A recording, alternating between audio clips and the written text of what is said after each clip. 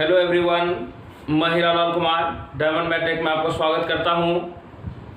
तो बच्चों, जैसा कि आप लोग देख रहे होंगे, पीछे मैं सॉलिड ज्योमेट्री बहुत दिनों से पढ़ाया आ रहा हूं। बच्चों, सॉलिड ज्योमेट्री कोई छोटा टॉपिक नहीं है। सॉलिड ज्योमेट्री बहुत बड़ा टॉपिक है और इसमें कि बच्चों मैंने आपको जो टॉपिक जो मतलब कि होता है, जिस टॉपिक से ज़्यादा क्वेश्चन एग्जाम में पूछे जाते हैं उसे एक एक करके क्लियर करवा रहे हैं। बच्चों, वीडियो ज़्यादा देर का नहीं बना के दे रहे हैं, क्योंकि देखिए ज़्यादा देर का वीडियो बना के देने से क्या होता है कि आप लोग के मन में चलता हो 20 मिनट का है, 30 मिनट का है, बाद में देख लेंगे, ठीक है। लेकिन इसीलिए कि छोटा सा वीडियो अच्छा 10 मिनट का है, 10 मिनट में इसको देख के खत्म कर लेते तब दूसरा काम करेंगे, ठीक है।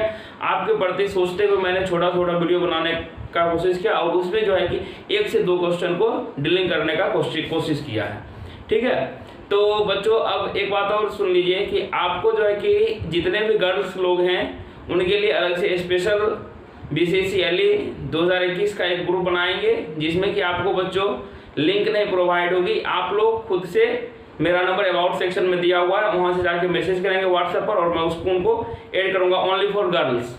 बॉयज़ के लिए बच्चों लिंक जो है कि डिस्क्रिप्शन बॉक्स में दिया हुआ रहेगा। वैसे बच्चे जुड़ेंगे ग्रुप में जो कि फर्स्ट ग्रुप में नहीं जुड़े हैं, ठीक है।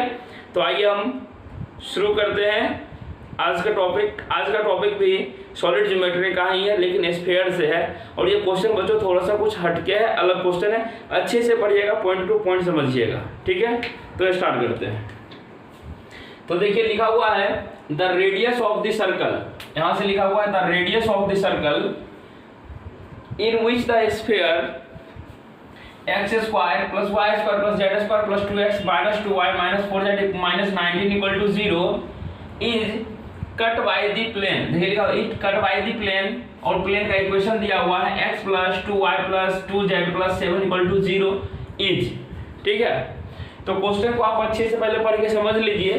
क्वेश्चन में पूछा गया कि रेडियस ऑफ सर्कल, क्या पूछा गया? रेडियस ऑफ सर्कल पूछा गया है। वैसे केस में जब क्या करता है, स्फीयर का इक्वेशन दिया हुआ है और उस स्फीयर को एक प्लेन कट कर रहा है, ठीक है। तो मानिए कि यहाँ फिगर देखिए कैसा ड्रॉ होगा। बच्चों, स्फीयर जो हम लोग देखेंगे वो कैसा 2D में दिखेगा, बिल्कुल एक सर्कल की तरह दिखेगा। लेकिन आपको इमेजिन करना है। इमेजिन क्या करना है, इस इमेजिन में समझिए कि आपके पास कोई बॉल है, ठीक है। उस बॉल को जो है कि आप फुटबॉल हो या बॉल, उसको जब आप बीच से बच्चों कटिंग करते हो या जब क्रिकेट खेलते हो, क्रिकेट खेलने के बाद बॉल जो होता है जब फट जाता है 2 पार्टों में, तो बीच में कैसा दिखाई देता है बच्चों? अगर ये मानिए बॉल हो गया तो बीच में अगर इस तरीके से फट जाता है तो नीचे जब इसको अलग अलग हम करते हैं तो किस तरीके से दिखता है? बिल्कुल इस तरीके से। ऊपर में भी इस तरह से सर्कल बनता है, नीचे में भी एक सर्कल बनता है, बिल्कुल इसी तरीके से।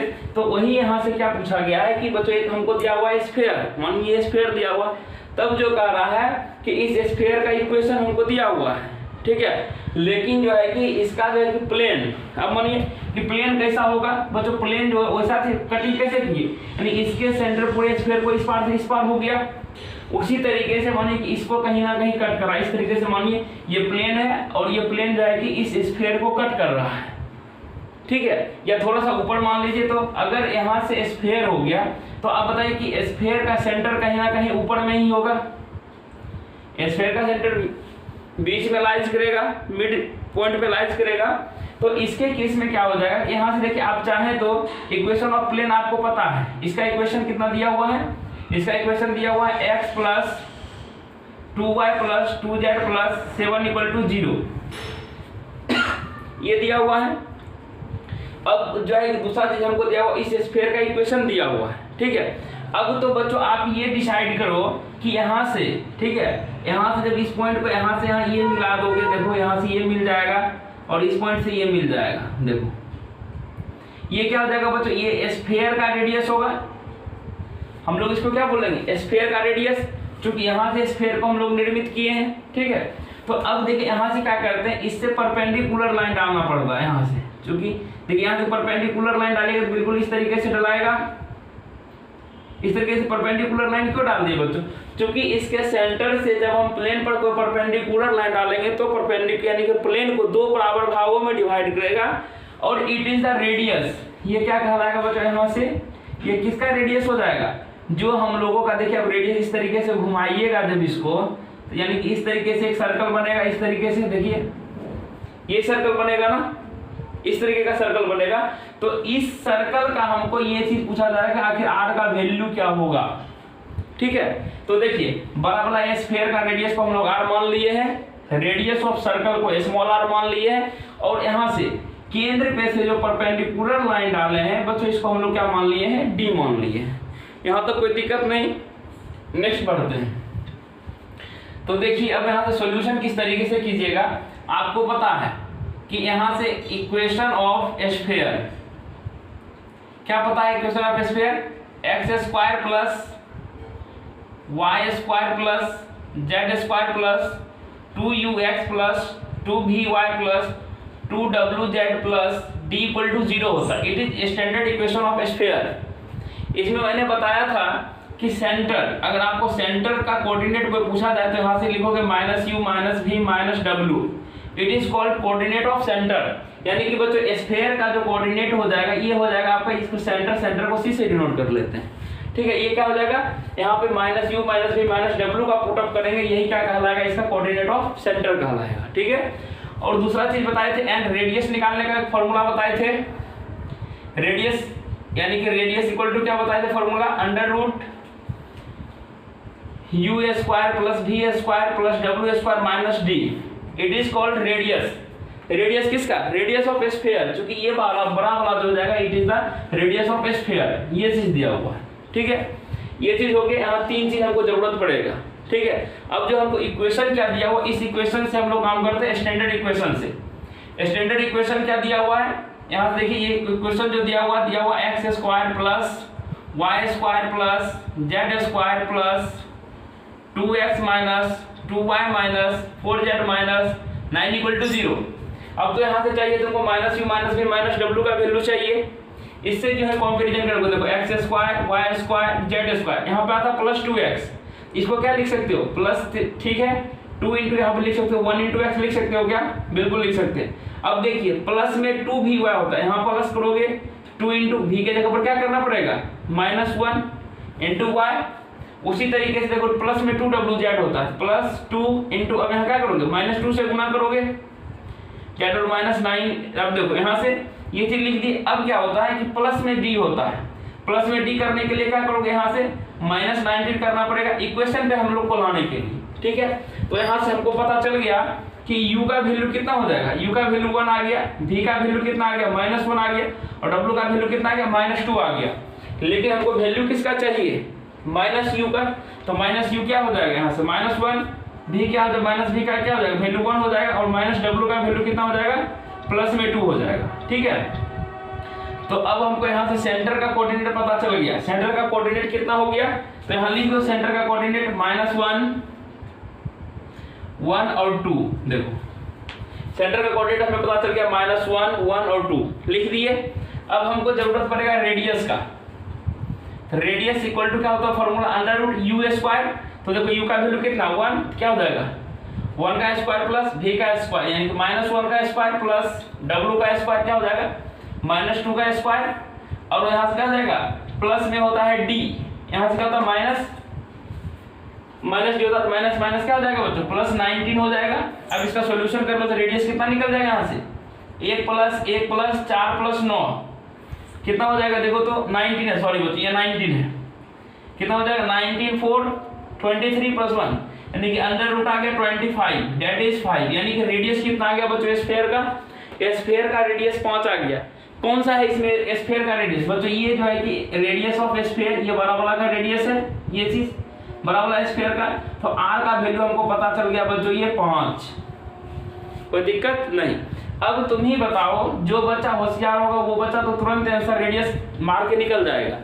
ठीक है, क्योंकि देखो इट इज द, यहाँ से अगर इस ट्रायंगल को लिया जाए इट इज द हाइपो, यानी कि right angle triangle. It follows the rule of hypo, sorry it rules follows Pythagoras theorem, r square equal to small r square plus d square. ठीक है, अब कहोगे सर इस ये 5 दिया हुआ, अगर हाइपोटेनस किसी का 5 रहता है तो बच्चा उसका ट्रिपलेट होता है 5 4 3, आप लोगों को पता होगा। ठीक है, तो हम लोग ऑप्शन भी देखते, देखो ऑप्शन में 3 भी दिया हुआ 4 भी दिया हुआ। अब हमको आगे सॉल्यूशन करना पड़ेगा। ठीक है, तो सॉल्यूशन करेंगे। अब नहीं तो इस दोनों में से अगर एक ऑप्शन दिया हुआ रहता, जैसे मानिए 4 या 3 में से कोई दिया हुआ रहता, तो दोनों में से एक देखते, एक रहता तो हम टिक करके आगे निकल जाते, लेकिन नहीं दिया हुआ है तो हम आगे क्या करेंगे। तो अब बताओ, देखो ये चीज हो गया, यहाँ तक समझ गया होगा सब। इसको मिटा देते हैं, ठीक है, या इसको रहने देते हैं। अब देखो यहाँ से हम लोग निकालते हैं डी। डी को क्या कहते हैं, देखो it is the perpendicular distance, it is the perpendicular distance on centre to the plane, यानी कि यह जो है कि सेंटर से प्लेन पर जो गिराया गया परपेंडिकुलर डिस्टेंस है, ठीक है। तो ये लिख लेना कि क्या लिखोगे, यहाँ से लिखना length of perpendicular distance, length of perpendicular distance from the centre on the plane. Centre से क्या किया गया है, परपेंडिकुलर डिस्टेंस हम लोग डी, यानी कि डी का वैल्यू यहां से निकालोगे तो डी इक्वल टू क्या फॉर्मूला होता है, इसको देखो फॉर्मूला को क्या होता है, यहां से फॉर्मूला लिखना ax1 plus by1 plus cz1 plus d upon under root a square plus b square plus c square. अब पूछेगा सर ये ax1 by1 cz1 क्या है, यहाँ से देखो ये जो इक्वेशन हमको दिया हुआ है, आप जानते हो कि standard equation of plane, standard equation of plane क्या होता है, प्लेन का फॉर्म होता है ax plus by plus cz plus d equal to 0। देखो यहाँ से ले आओ इक्वेशन ऑफ प्लेन, यहाँ से x plus 2y plus 2z plus 7 equal to 0। अब तुम यहाँ से डिसाइड कर सकते हो कि a का वैल्यू कितना आ गया 1, b का वैल्यू कितना 2, c का वैल्यू कितना आ गया 2 और d का वैल्यू 7 आ गया। ये चीज तुमको चारों चीज क्लियर हो गया। देखो a b c d put करोगे, यहाँ से कोई दिक्कत नहीं, कहोगे सर यहाँ से जो है कि अब x1 y1 और z1 क्या है, तो देखो ये जो है कि आपको जो है कि यह इक्वेशन जो है एक इक्वेशन है, और देखो ये किस पॉइंट से गुजर रहा है, पॉइंट c से गुजर रहा है, इसलिए c का जो कोऑर्डिनेट दिया हुआ रहेगा यहाँ से -1 1 और 2, इसको क्या मानोगे, इसको मानोगे x1, ये y1 हो जाएगा, ये क्या हो जाएगा z1, ठीक है। तो अब जब यहाँ से वैल्यू पुटअप करते हैं, वैल्यू पुटअप करेंगे तो क्या हो जाएगा, a गुना x1, a को 1 को -1 से मल्टीप्लाई करोगे तो क्या हो जाएगा -1 plus b into y1, b को y1 से गुना करो 2 1 जा 2 प्लस c z1, c को गुना करो 2 2 जा 4 प्लस d दिया हुआ, d का वैल्यू कितना है 7, आराम से लिख दो under root a square plus b, a का वैल्यू तो कितना 1, तो 1 का स्क्वायर करोगे तो 1 हो जाएगा, प्लस b का स्क्वायर, b का वैल्यू कितना है 2 2 2 जा 4 और c का वैल्यू तो कितना है 2 2 2 जा 4, निकाल दो इसका वैल्यू कितना हो जाएगा 7 प्लस 4 11 2 13 में से 1 जाएगा तो बचेगा 12, 12 बटे 4 4 8 1 9, 9 का अंडर रूट कितना होता है 3 3 चौके 12। अब देखो d का वैल्यू कितना आ गया बुआ, यहाँ से d का वैल्यू निकल गया 4। अब तो देखो तुम तो खूब होशियार हो कि अब यहाँ से स्मॉल r निकालेंगे नहीं, फिर भी तुम कहोगे सर ये 5 हो गए, ये 4 हो गए, तो रेस्ट क्या बचा, परपेंडिकुलर से 3 बचता है, तो आप ऑप्शन कौन सा मारोगे, ये 3 आंसर हो जाएगा। लेकिन अगर आपको निकाल के चेक करना है तो आप निकाल के भी चेक कर सकते हो, देखो किस तरीके से निकालेंगे, ठीक है।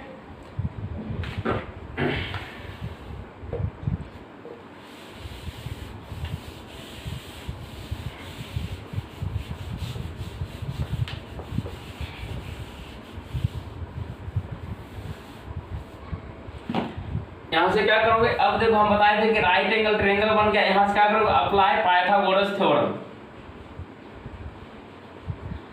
Apply Pythagoras theorem. Pythagoras theorem क्या कहता है कि कर्ण का स्क्वायर यानी कि कैपिटल R का स्क्वायर इक्वल टू क्या हो जाएगा, लंब का स्क्वायर प्लस बेस का स्क्वायर। इसमें से देखो हमको निकालना है रेडियस निकालना है, जबकि कैपिटल R का वैल्यू हमको बच्चों 5 पता है, क्या हो जाएगा 5 का स्क्वायर, स्मॉल d का वैल्यू 4 है, क्या लिखोगे 4 का स्क्वायर प्लस ये निकालना है ये हमको, तो r स्क्वायर कितना हो जाएगा 5 25 equal to 16 plus r square. अब देखो इसको इधर कर दो तो r स्क्वायर इक्वल टू कितना हो जाएगा 25 माइनस 16, तो r का देखो यहाँ घटाओगे तो 9 बचेगा, r स्क्वायर इक्वल टू 9, तो r बराबर क्या हो जाएगा अंडर रूट 9, तो r का वैल्यू क्या हो जाएगा, कोई कहेगा सर प्लस माइनस 3 निकलता है, लेकिन अब तुम ही बताओ कि यहाँ से एक बार प्लस 3 लिखोगे, एक बार माइनस 3 लिखोगे, क्या कभी भी डिस्टेंस जो है, कभी भी डिस्टेंस माइनस में होता है, नहीं होता है, इसलिए आपको हमेशा क्या लेके चलना पड़ेगा, पॉजिटिव 3 लेके चलना पड़ेगा। It is the answer of this question, ठीक है। तो उम्मीद करते हैं कि आज का क्वेश्चन आपको बहुत अच्छे तरीके से ये चीज समझ में आया होगा, ठीक है। लेकिन बिल्कुल इसी तरीके का एक क्वेश्चन और है, उसको भी मैं इस वीडियो में बता दे रहा हूँ, जो बिल्कुल ही इंपॉर्टेंट क्वेश्चन है। ये भी एग्जाम में पूछा गया और पीछे जो मैं बताया हूँ ये भी क्वेश्चन आपको एग्जाम में पूछे गए हैं, ठीक है।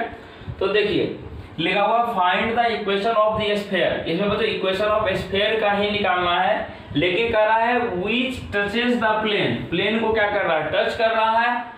x - 2y - 2z = 7 ये प्लेन का इक्वेशन दिया हुआ है। एट द पॉइंट यानी बच्चों एक पॉइंट दिया हुआ है 3 - 1 - 1 बोला, इससे जो है कि प्लेन क्या करेगा, टच करेगा, ठीक है। एंड दूसरा क्वेश्चन देखिए ट्विस्ट क्या बनाया है, लिखा है passes through the point m = 1 minus यानी कि 1 1 - 3। अब देखिए पहला जो क्वेश्चन कैसे दिया हुआ है उसको क्वेश्चन को अच्छे से समझिए। एक स्फीयर दिया हुआ है, यहाँ से एक स्फीयर बना दिए, लेकिन इसमें से 2 पॉइंट का चर्चा किया है। इसका सेंटर क्या हो जाएगा, वो तो ये सेंटर को हम लोग मान लेते हैं, सेंटर को C मान लेते हैं, ठीक है। दूसरा देखिए अब जो कह रहा है कि इससे कहता है which touches the plane x - 2y यानी l। देखिए जो प्लेन टच करेगा, कहीं भी आप प्लेन को लीजिएगा तो ये इस पे से क्या हो जाएगा, हमेशा परपेंडिकुलर लाइन ही रहेगा। मतलब टच कैसे करेगा, ये सर्कल में इसी तरीके से टच करेगा ना, ये लाइन है बच्चों। तो अगर इसको प्लेन में कन्वर्ट करोगे तो इस तरीके से प्लेन में कन्वर्ट हो जाएगा। इस तरीके से कोई चीज है उसके ऊपर से रखा हुआ है स्फीयर, ठीक है। तो ये हो गया। अब देखिए इस पॉइंट, ये जो पॉइंट हमको L दिया हुआ था, यहाँ एक L का वैल्यू कितना हो जाएगा, 90 डिग्री यहाँ पे आ जाएगा। लेकिन बोला कि ये जो है कि टच करेगा सिर्फ स्फीयर के, यहाँ से बोला प्लेन को टच कर रहा है, जिसका कोऑर्डिनेट आपको पता है, ये दिया हुआ है 3 - 1 और -1 दिया हुआ है, ठीक है। अब देखो कह रहा है कि and passes through the point. अब जो है कि हम लोग मानते हैं कहीं भी मिला लोगे तो इधर मिलाओ या इधर किधर भी मिलाओ। अगर मानो इस तरीके से हम एक पॉइंट को यहाँ से मान लेते हैं, इस पॉइंट का क्या बोला है, m बोला है। m का वैल्यू बोला है कि दिया हुआ है 1 1 और -3। इस केस में बोला कि मानो कि यहाँ प्लेन जो अगर इस प्लेन को हल्का सा कट करोगे तो अगर मानो इस दोनों से जो ही जाएगा तो इस तरीके से बढ़ाओगे तो यहाँ से क्या हो जाएगा, इस पॉइंट को चीरते हुए आगे निकल जाएगा। यहाँ से टच किया इसको, यहाँ से निकल जाएगा बाहर, यानी कि यहाँ से भी कटेगा तो यहाँ पर भी एक स्फीयर का यानी कि क्या तो सर्कल का निर्माण हो जाएगा, ठीक है। तो अब देखो कि किस तरीके से बनाते हैं इस क्वेश्चन को। अगर ये चीज दिया हुआ है, ठीक है, तो सबसे पहला काम यहाँ से हमको क्या करना पड़ता है कि जो भी इक्वेशन दिया हुआ रहता है, ठीक है, तो यहाँ से क्या करना पड़ता है, क्योंकि हम लोग जानते हैं कि इसमें C इज द सेंटर, लिखने का कोई जरूरत नहीं है। एंड CL इज परपेंडिकुलर, क्या लिखते हैं, CL is perpendicular to the, क्या लिखोगे, perpendicular to the given plane. यानी कि हम लोग जानते हैं कि यह प्लेन पर क्या चीज है, परपेंडिकुलर है यहाँ से। तो परपेंडिकुलर इक्वेशन क्या दिया हुआ, x - 2y - 2z = 7, ठीक है। तो यहाँ से आप लोग जानते हो, क्या जानते हो कि यहाँ से जो है कि ये हो जाएगा 1 - 2 और -2 ये क्या कहलाएगा, डायरेक्शन कोसाइन कहलाएगा, डायरेक्शन कोसाइंस, ठीक है। अब देखो 1 - 1 - 2 यानी कि यहाँ से हम जानते हैं ax + by + cz + d = 0। यहाँ से a b c is called direction cosine of the plane, ठीक है। तो यहाँ से ये तीनों चीज निकल गया, 1 - 2 - 2। अब देखो इक्वेशन, अब जो है डायरेक्शन कोसाइन निकल गया। अब हम लोग लिखते हैं इक्वेशन ऑफ CL, यानी कि यहाँ से जो है इस पॉइंट का हमको पता है 3 - 1 - 1 और इसका डायरेक्शन कोसाइन पता चल गया 1 - 2 - 2।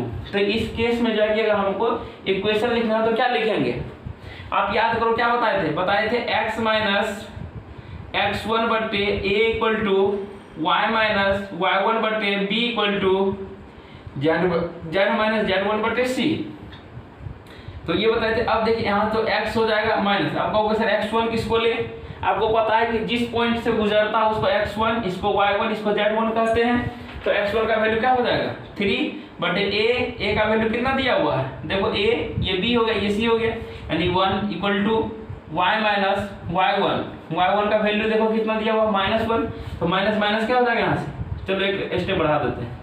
b का वैल्यू -2 = अब देखो z - z1 का वैल्यू क्या दिया हुआ -1 अपॉन c का वैल्यू कितना दिया हुआ -2 = हम लोग k मान लेते हैं। k क्यों मानते हैं, क्योंकि देखिए इसका जरूरत पड़ जाएगा, क्या इसको सॉल्यूशन करने के लिए आसानी से जरूरत पड़ेगा। तो अब क्या करोगे, यहाँ से करना क्या कि आप जब यहाँ से इसको बराबर करोगे क्या होगा, x माइनस 3 इक्वल टू क्या लिखोगे 1 गुना के।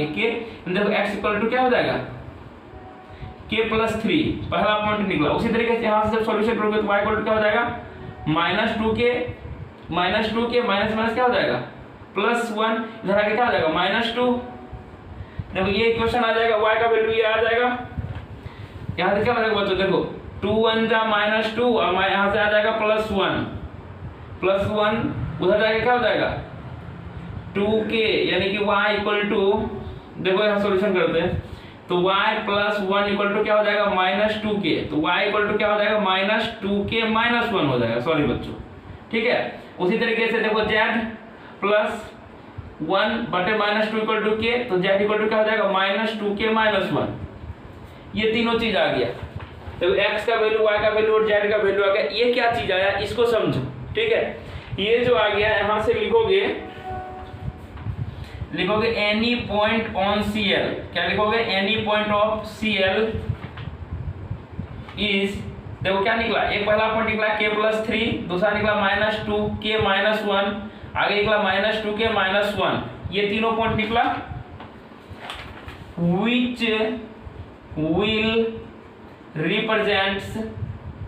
which will represents किसको रिप्रेजेंट्स कर रहा है C for some value of k। अब देखो ये जो निकल गया बच्चों k plus 3 minus 2k minus, ये जो तीनों पॉइंट निकला, कह रहा है कि ये जो CL जो है कि इसी पर कोई ना कोई पॉइंट होगा जो क्या कर रहा है k के वैल्यू के लिए किसको रिप्रेजेंट कर रहा है, c को रिप्रेजेंट कर रहा है। अगर हमको k का वैल्यू निकल जाए तो इसका आसानी से हम लोग x y z का वैल्यू आसानी से निकाल सकते हैं, ठीक है। तो देखिए अब क्या करना है, जब इतना काम अगर हमसे हो जाए तो देखिए आगे क्या करना है। सिंस, अब देखिए यहां से हम लोग क्या जानते हैं m, लिखा since m lies on the sphere therefore its radius। अब देखो अगर मान लो कि यह m पॉइंट जो है कि कहीं भी इस स्फीयर पर कहीं भी लाइज करेगा तो cm is the radius of the sphere and also is cl is also भी radius, this is equal and radius क्या हो जाएगा cl इक्वल टू cm, या ये कह सकते हैं, या हम लोग डिस्टेंस फार्मूला जानते हैं तो डिस्टेंस फार्मूला क्या जानते हैं, तो इस तरीके से कह सकते हैं cl का स्क्वायर इक्वल टू cm का स्क्वायर भी कह सकते हैं। अब देखो बच्चों यहीं से काम शुरू हो गया, मेन काम यही है, इतना समझ लिया, अब इसका तुम्हारा काम सब बन गया, ठीक है। तो अब देखो यहाँ से जो ही इसका हम सॉल्यूशन करते हैं तो क्या आता है, तो इसको मिटा देते हैं। आगे देखो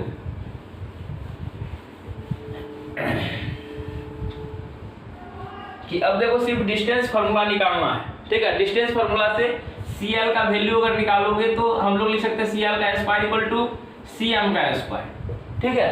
तो अब देखो CL कैसे निकालोगे, तो यहाँ से तुमको पता है C का कोऑर्डिनेट कितना दिया हुआ है, C का कोऑर्डिनेट यहाँ से तुमको पता है कि C का कोऑर्डिनेट दिया हुआ है k plus 3 minus 2k minus 1 comma दिया हुआ है माइनस 2k माइनस 1, ये दिया हुआ है ना। सेंटर का कोऑर्डिनेट ये चीज दिया हुआ है, तो हमको k का वैल्यू निकालना है।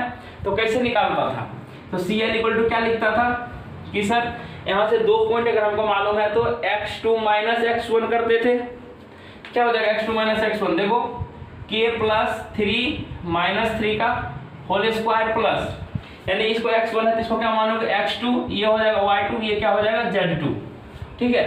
अब देखो नेक्स्ट क्या होता था y2 माइनस y1, तो y2 का वैल्यू कितना दिया हुआ है माइनस 2k माइनस 1, और यहाँ से माइनस माइनस क्या हो जाएगा प्लस 1 का होल स्क्वायर प्लस, अब क्या होता था z2 माइनस z1, फिर से लिखोगे minus 2k minus 1 minus minus क्या हो जाएगा प्लस 1 का होल स्क्वायर। अब देखो CL का स्क्वायर हो गया, काम खत्म। अब जो है उसी तरीके से C और M की बात कर रहा है, इसमें x2 y2 z2 किसी में से किसी को भी घटा सकते हो, तो इसको क्या मानोगे, इसको मान लेते हैं x मान लो या x3 y3 और क्या करोगे फिर मान लो z3, ठीक है। तो CM का वैल्यू कैसे निकालोगे, इक्वल टू CM निकाल देते हो, CM इक्वल टू क्या हो जाएगा x2 माइनस x3, तो यहाँ क्या लिखोगे k प्लस 3 माइनस 1 का whole square plus y2 minus, यहाँ क्या लिखोगे -2k-1, अब माइनस क्या हो जाएगा -1 का होल स्क्वायर प्लस यहाँ पे क्या लिखोगे z2 यानी -2k-1, अब क्या हो जाएगा माइनस माइनस प्लस 3 का होल स्क्वायर। अब इसको सॉल्यूशन कर लो, k का वैल्यू आ जाएगा। ठीक है, तो सॉल्यूशन करते हैं इसको, देखो किस तरीके से सॉल्यूशन होता है। तो सॉल्यूशन करेंगे तो देखो क्या हो जाएगा, 3 में से 3 जाएगा 0 हो जाएगा, जो -1 में से +1 गया कैंसिल, -1 + 1 कैंसिल, बिल्कुल आसान रहता है देखना इसको। तो यहाँ से क्या हो जाएगा k का स्क्वायर प्लस 2 का स्क्वायर -2 का स्क्वायर करोगे क्या हो जाएगा 2 2 जा 4, फिर भी प्लस में आएगा +4k स्क्वायर प्लस इसका भी स्क्वायर करोगे तो कितना हो जाएगा +4k स्क्वायर इक्वल टू, अब देखो थोड़ा सा राइट साइड में सोचने वाला चीज है।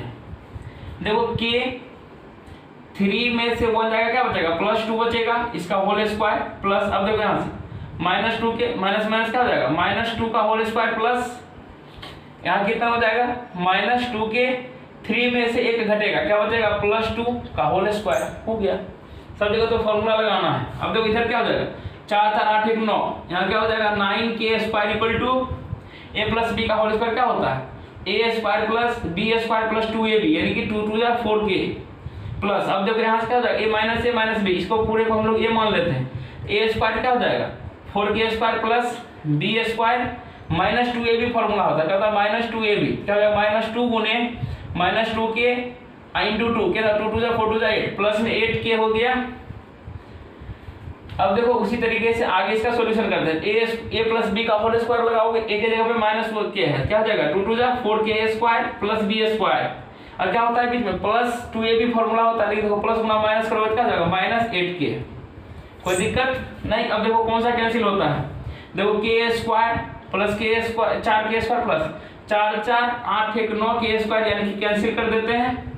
ठीक है, ये 1 मत लिखना क्योंकि इसको इधर लाओगे तो क्या हो जाएगा 9k स्क्वायर प्लस में इधर में 9k स्क्वायर क्या हो जाएगा माइनस में 9k स्क्वायर हो जाएगा, इसलिए इसको हम कैंसिल कर दिए। ठीक है, अब देखो यहाँ से 4 + 4k प्लस 8k माइनस है, देखो प्लस माइनस कैंसिल, सिर्फ क्या बचा यहाँ पर 4k प्लस यहाँ से 4k प्लस 4 प्लस 4 बचा। इसका सॉल्यूशन यहाँ ये बोले थे आपको बोलना है, यहाँ पे 0 हो जाएगा इक्वल टू कितना हो जाएगा 4 4 8 4 12, यानी कि 12 प्लस क्या हो जाएगा 4k।